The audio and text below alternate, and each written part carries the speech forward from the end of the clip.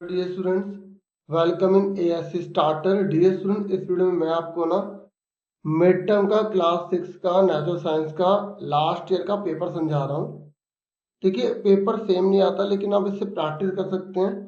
Paper का pattern ये रहेगा। जो बच्चे पहली बार आए हैं ना 6th क्लास में, स्पेशली जो प्राइवेट स्कूल से गवर्नमेंट स्कूल में आया है, तो उनको आइडिया नहीं होता कि कैसे करना है।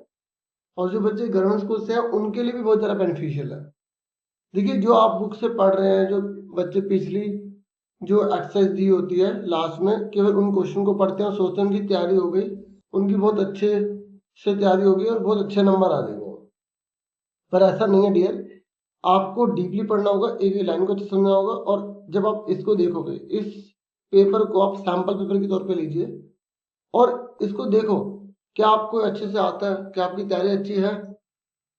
तो देखिए, पेपर के पैटर्न के लिए आप पढ़ सकते हैं कितने कितने नंबर के कौन कौन से क्वेश्चन रहने वाले हैं, या आप सेल्फ स्टडी कर सकते हैं।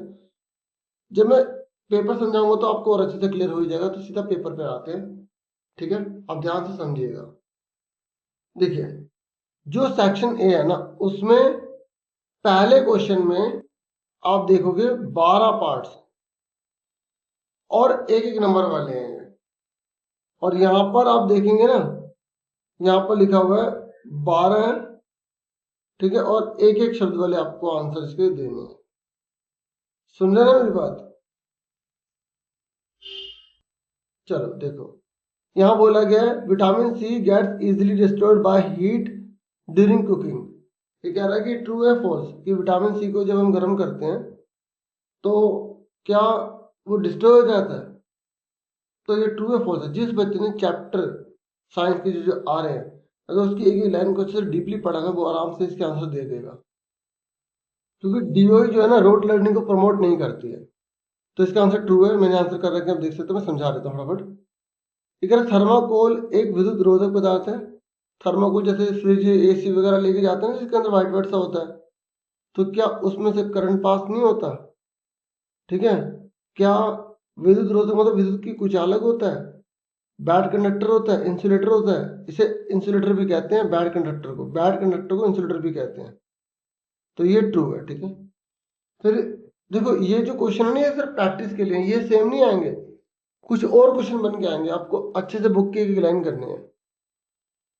ठीक है, चुंबक के असमान ध्रुव एक दूसरे को आकर्षित करते हैं। जैसे मैग्नेट होती है ना, मैग्नेट, उसमें दो पोल होते हैं, एक नॉर्थ एक साउथ। तो कह रहा है अगर दोनों अलग अलग हैं तो एक दूसरे को मतलब छू लेंगे। ट्रू। देखो, नॉर्थ साउथ साउथ नॉर्थ एक दूसरे को छू लेते हैं तो टच करेंगे, ट्रू है। ठीक है, फिर उसके बाद ये फोर्थ है, ये कह रहा है roughage provides many nutrients to our body. ये कह रहा है जो रफेज होता है वो हमें न्यूट्रिएंट देते हैं। देखो, रफेज जो है ना, हमारी बॉडी को साफ करने का काम करते हैं। ठीक है, तो ये फॉल्स है।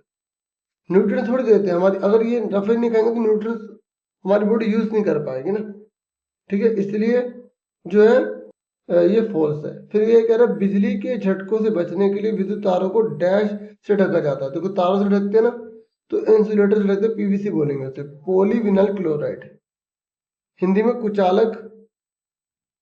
और पीवीसी लिख देना, पीवीसी।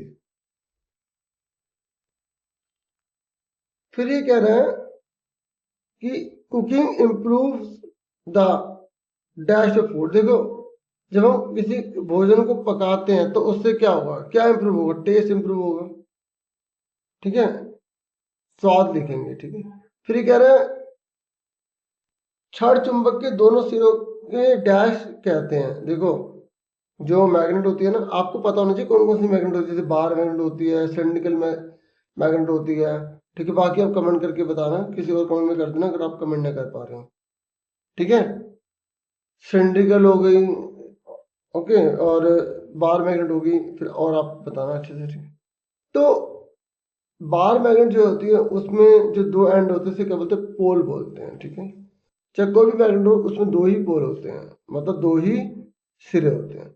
अगर चुंबक की खोज किसने कर दी? तो ये कर दी MAGNES, मैग्नीस ने करी थी, जो एक गडरिया था। ठीक है, आपको खाली ये लिखना है। तो ये कह रहा है विद्युत सेल में कितने टर्मिनल होते हैं? जो हमारे पास सेल होता है, ठीक है, एक तरफ प्लस एक तरफ माइनस होता है ना, तो दो टर्मिनल होते हैं, कितने होते हैं? दो। ठीक है, एक ऐसे विटामिन का नाम बताओ जो हमारी आंखों को स्वस्थ रखता है। विटामिन पूछ रहा है, विटामिन है तो आप सारे विटामिन अच्छे से याद कर लो, कौन कौन से विटामिन है, क्या करते हैं। फिर कह रहा है कि आर्टिफिशियल मैग्नेट का एग्जांपल दीजिए। आर्टिफिशियल मैग्नेट जो इंसान ने बनाई है, तो आप बार मैग्नेट, हॉर्स मैग्नेट, देखो मैं जो क्वेश्चन आपसे कमेंट करने के लिए बोल रहा था वो लिखा है ये। ठीक है, लिख दिया था मैंने। फिर ये कह रहे when does an electric cell stop working. जो कोई सेल है ना, कोई भी सेल हो, वो काम करना कब बंद कर देगा? जब उसके अंदर का केमिकल खत्म होगा, जब उसमें केमिकल नहीं होता है, या हिंदी में बोलेंगे रसायन खत्म हो जाता है। ठीक है, फिर ये सेक्शन बी है, अभी दो दो नंबर वाले क्वेश्चन है।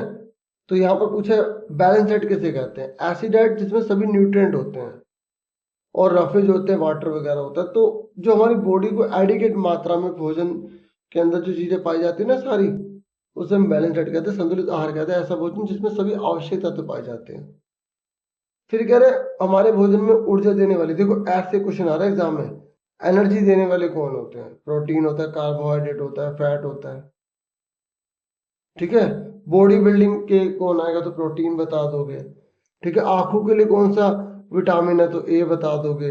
इस तरीके से ऐसे क्वेश्चन आएंगे, तो इसके आसपास के क्वेश्चन की तैयारी करो। ठीक है, ये कह रहा है how are electric conductors different from insulator. ये कह रहा है कंडक्टर और इंसुलेटर में क्या डिफरेंट होता है? कंडक्टर और इंसुलेटर में क्या डिफरेंस? देखो, कंडक्टर में से करंट पास हो जाता है, इंसुलेटर में से करंट पास नहीं होता। चालक में से विद्युत धारा प्रवाहित होती है और रोधक में से विद्युत धारा प्रवाहित नहीं होती। ठीक है ना, दो मेटल बताओ जो गुड कंडक्टर होते हैं इलेक्ट्रिसिटी के। आप आयरन लिख दो जिसमें से करंट पास होता है, आयरन लिख दो। कॉपर लिख दो, सोना लिख दो। ठीक है, लोहा लिख दो, चांदी लिख दो। ठीक है, तांबा लिख दो, कॉपर मतलब तांबा। तो बहुत सारे हैं। ठीक है, अब देखो ये मैं आपको बाकी अब पेपर दिखा देता हूँ, जो मैंने मेन मेन आपको थोड़ा सा बताना था बता दिया। बाकी कुछ के आंसर यहाँ पे लिखे हुए हैं। ठीक है, what is the direction of the current in the electric circuit. ठीक है, इलेक्ट्रिक सर्किट में जो करंट होता है उसकी डायरेक्शन क्या होगी? तो जहाँ भी पॉजिटिव होगा उससे दूर होगी। जैसे अगर प्लस है ना, तो प्लस से दूर की तरफ जाएगा, और नेगेटिव जिधर उधर की तरफ ही करंट बहने लग जाएगा। इसने बोले बार मैग्नेट का चित्र बनाओ, आपसे हॉर्स मैग्नेट का चित्र पूछ लेगा, सिलेंड्रिकल पूछ लेगा, तो सारा करो। अब देखो मसूड़ों से खून आ रहा है, तो कौन सी चीज की कमी है? अगर तो स्कर्वी की दिक्कत है उसको, मतलब वो खट्टी चीजें नहीं खाता, जैसे फ्रूट वगैरह, एप्पल, ऑरेंज हो गया। ठीक है, तो एप्पल जो है आयरन के लिए मेन होता है, ऑरेंज, लेमन, ठीक है, और मौसमी जो है वो ये विटामिन सी इसमें भरपूर होता है, आंवले के अंदर होता है, इस तरीके से। ठीक है, ग्लैंड जो हमारी नेक में, जो हमारी गर्दन में होता है, ठीक है, जो सूज जाता है वो गोइटर बीमारी बोलती है उसको। बीमारी का नाम है गोइटर। ठीक है, क्योंकि अगर हम आयोडीन नहीं लेंगे ना तो गला भार हो जाएगा इस तरीके से। फिर अगर मैग्नेट की प्रॉपर्टीज बताओ, तो बोलोगे मैग्नेट की प्रॉपर्टीज क्या होती है? तो आप बता दो कि ये अट्रैक्ट करती है आयरन को, निकल को, कोबाल्ट को। ठीक है, फिर आप इसमें बता दो कि इसमें दो पोल होते हैं, नॉर्थ पोल और साउथ पोल होता है। नॉर्थ और साउथ जो सब अट्रैक्ट करेगा, और साउथ और साउथ या नॉर्थ नॉर्थ मिलेंगे तो वो रिपल्शन करेगा, मतलब प्रतिकर्षण करेगा, दूर भागेगा। ठीक है, अब देखो मेरी बात, ये आगे का ये पेपर है। तो ये कह रहा है चुंबक की जो शक्ति होती है ना, वो कब खत्म हो जाएगी? जब उसे हम गर्म करेंगे या उसे हम फार फेंकेंगे या पीटेंगे। देखिए इंग्लिश में लिखा हुआ है। तो ये कह रहा है how can you show that the air is bad conductor of electricity. ये कह रहा है कि हवा में करंट नहीं जाता। आप कैसे बोल दो, आप एक तार ले लो जो हवा में आप छोड़ सकते हैं, और और दूसरी जगह दूसरा तार रख सकते हैं, बीच में हवा है तो करंट पास हो ही नहीं रहा, तो इसलिए हवा जो होती है वो करंट पास नहीं करती। भाई अगर हवा करंट पास करती तो हमारे आसपास जितनी भी बिजली है वो सब हमें लग जाती। ये कह रहे चावल और दालों को क्यों नहीं धोना चाहिए? क्योंकि इसमें उनकी जो न्यूट्रिशन है ना, न्यूट्रिएंट है, वो वॉश हो जाएंगे, धुल जाएंगे, और वो खराब भी हो जाएगी इस तरीके से। तो कह रहे क्या सभी भोज्य पदार्थों में सभी पोषक तत्व उपस्थित होते हैं? कि जितने फूड्स होते हैं उसमें सभी न्यूट्रिएंट होते हैं? नो, बस नो ऐसे लिखना था। फिर कह रहे जो रफेज होते हैं वो हमारी बॉडी के लिए एसेंशियल है, क्योंकि वो अनडाइजेस्टेड जो फूड होता है ना उसे हमारी बॉडी से बाहर निकाल देती है। आप ये लिखोगे जो अपचित भोजन होता है ना उसे शरीर से बाहर निकालने में महत्वपूर्ण भूमिका निभाती है। ठीक है, रुक्षांश। ठीक है, रुक्षांश हमारे लिए बहुत जरूरी है, रफेज। ठीक है, क्या लिखोगे? It is helpful for removing undigested food. It is helpful for removing undigested food. तो इस तरीके से अगर बार मैग्नेट है, has no making to indicate its pole, how would you find out its north pole? अगर आप north pole कैसे पता लगाओगे? बोलोगे जो नॉर्थ की तरफ जाएगा ना डायरेक्शन में वो नॉर्थ पोल कहलाएगा, और डायरेक्शन लिखा है तो नॉर्थ, और जो साउथ में जाएगा वो साउथ डायरेक्शन बताएगा। अगर ये वाला क्वेश्चन आप नहीं करते तो आप ये कर सकते हो, बहुत आसान है। कौन सा मैग्नेट और कौन सा नॉन मैग्नेट इफेक्ट दिखाएगा, मतलब कौन मैग्नेटिक और कौन नॉन मैग्नेटिक है। मतलब जो चुंबक से चिपकेगा वो मैग्नेटिक है, और जो चुंबक से नहीं चिपकेगा वो क्या है? नॉन मैग्नेटिक है। ठीक है, अचुंबकीय पदार्थ है। तो ये चाबी चिपक जाएगी, लोहे का कील चिपक जाएगी, रबड़ नहीं चिपकेगी, पेंसिल नहीं चिपकेगी, किताब नहीं चिपकेगी, सुई चिपक जाएगी। ठीक है, तो इस तरीके से फिर उसके बाद अब ये आगे क्वेश्चन देख सकते हो। देखो ऐसे केस स्टडी में पूछेंगे आपसे। तो यहाँ पर बोला कि एक पर्सन है वो बहुत ज़्यादा वीक है, उसके एनर्जी बहुत ज़्यादा कम है, तो आपको बताना उसे कौन से विटामिन की कमी हो रही है। उसे विटामिन B1 की कमी हो रही है, और विटामिन B1 की कमी से कौन सी बीमारी होती है? Beri beri. इस तरीके से इसे हिंदी में बेरी बेरी कहते हैं। फिर बी पार्ट है, ये कह रहा है कौन सा विटामिन है जिसकी मदद से हम कैल्शियम का प्रयोग कर पाते हैं हड्डी और दांत बनाने के लिए। तो विटामिन डी, और इसलिए सूरज की रोशनी में बैठना चाहिए, विटामिन डी मिलता है। ठीक है, फिर ये मैचिंग करने चित्र देखकर बताना किसका चित्र। जैसे कंपास का कौन सा चित्र है? Magnetic compass. तो मैग्नेटिक कंपास का चित्र कौन सा है हमारे पास? ये रहा, कंपास है ना। फिर ये कह रहा है सिलेंड्रिकल मैग्नेट कौन सी है? सिलेंड्रिकल जो सिलेंडर की शेप में होगी। ठीक है, तो ये रही। बार मैग्नेट कौन सी है? ये रही। सुई मैग्नेट कौन सी है? सुई वाली, ये रही। और गोलाकार कौन है? गोलाकार कौन सी? ये रही। ठीक है, इस तरीके से है। फिर आपको बता दूं, अगर आप ये नहीं करते तो आपके एग्जाम में फिर ऐसे क्वेश्चन आए हुए हैं, और ये आप अच्छे से बुक से ढूंढिएगा। फिर ये हमारी जो है ना पैसेज है यहाँ पर, तो इसको पढ़कर आपको इनके आंसर देने हैं। अब ये मत सोचिएगा कि ये जो आंसर बिल्कुल सेम मिल जाएंगे, अंडरस्टैंडिंग आपकी चाहिए खुद की।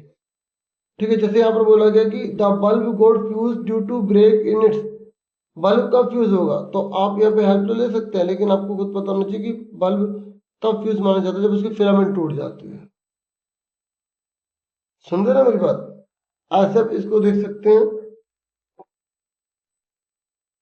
और फिर आपके एग्जाम में फिर एक आएगी पैसेज, फिर आपको उसको ढूंढ के आंसर करना है।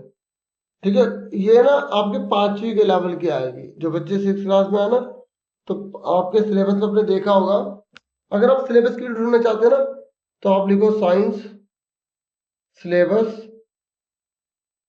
ASC starter. आप चैनल का नाम लिखो स्टार्टर। देखो चैनल का नाम है ASC, फिर STR स्टार, फिर TER स्टार। ठीक है, तो आप कोई भी वीडियो ढूंढोगे इस तरीके से ढूंढना, टॉपिक का नाम क्लास जरूर लिख देना।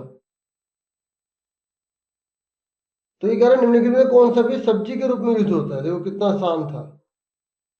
कौन सा भी मसाले के रूप में यूज होता है? मसाले में किसको डाला जाता है? जीरे को डाला जाता है ना। देखो गलत भी था एक आधा इसमें। ठीक है, और खीरे और मिठाइयों में खुशबू के लिए प्रयोग किया जाता है, तो इस सभी को यूज करते हैं मिठाई में। ठीक है ना, इस तरीके से।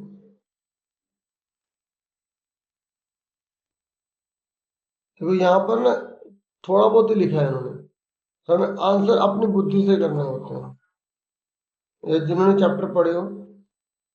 फिर यहाँ पर फिर एक पैसेज है, जैसे रीना ने देखा कि अंकुरित करने के लिए बीजों को पहले 6 से 8 घंटे पानी में भिगोया जाता है, फिर उन्हें गीले कपड़े में बांध कर रखा जाता है, क्योंकि वायुबंद डिब्बों में बीजों को लंबे समय तक रख सकते हैं। अगर हवा उसमें नहीं जा रही तो काफी समय तक रख सकते हो। ये देखो, तो अगर बीजों के अंकुरण के लिए क्या जरूरी है? हवा पानी दोनों जरूरी है। अगर हम डब्बे में बंद रखेंगे ना तो वो बीज अंकुरित नहीं होंगे। ठीक है, हवा पानी दोनों चाहिए। तो इस तरीके से क्वेश्चन जैसे हैं आप देख लो। तो मैंने और भी सब्जेक्ट की वीडियो बना दी है, आप मैथ लिखो, ठीक है, और क्लास लिख लिखे एएससी स्टार्टर लिखो। चैनल का नाम मत भूलना, एएससी स्टार टर स्टार्टर। ठीक है, thank you for watching. Video को लाइक, चैनल को सब्सक्राइब कर देना। Take care dear students.